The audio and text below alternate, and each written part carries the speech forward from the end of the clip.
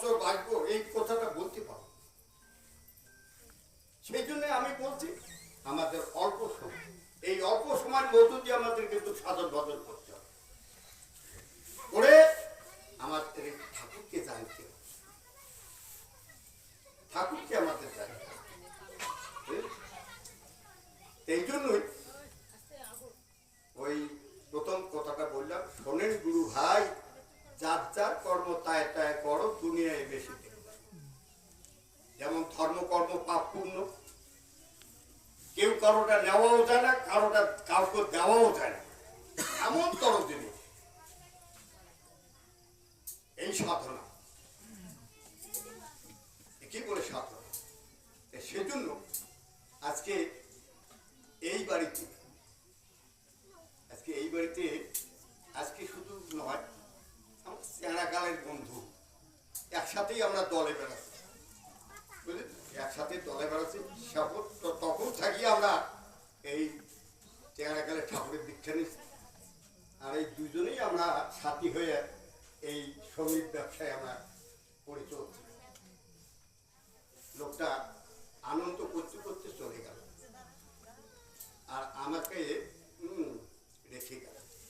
আরো বললো কি, ভাই একটু পরিবারটাতে আসবি, সৎসঙ্গ করবি। বাচ্চা এই বাচ্চাগুলোকে রেখে গেলাম, একটু দেখাশুনো। সেই ভিত্তিতে আমি কিন্তু এই বাড়ি চাই। আজকে যখনই শুনলাম আমার মানে এই যে অসীম যে মানে মৃত্যু দিনটা যে স্মরণ রেখে সেইভাবে যে পালন করিয়া চলছে, আমার মনে নেই।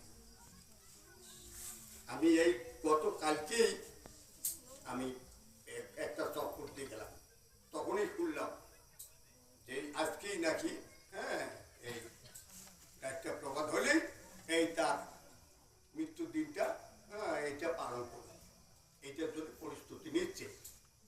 তাই আমাকে আমার বন্ধুর যে স্ত্রী তাই আমাকে বলল যে কেন তোমার মনে না, মনে ধরছে সব।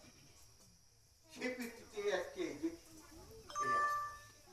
কি করবো, একটা টোটো নিয়ে একবারে নদীর পার পর্যন্ত, মানে ভাই চল তো নদীর পার পর্যন্ত আমাকে নিয়ে চল, এই নদীর পার ওপারে নামে একটু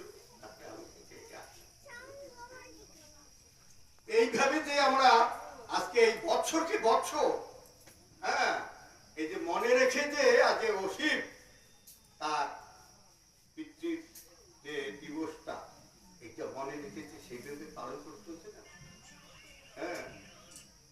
খুবই ভালো। আর এই পালনটা আমাদের প্রত্যেকেরই করতে হয়। এই পালনটা শুধু অসীমের নয়, এই পালনটা প্রত্যেকেরই করতে হয়। আমরা তো বাবা মার কাছ থেকে আমরা তো এসেছি, তারাই তো আমাদের লালন পালন করিয়া মানুষ করছে। সেই ভিত্তিতে আমরা আজকে পৃথিবীর সজাগরটা আমরা ভোগ করি।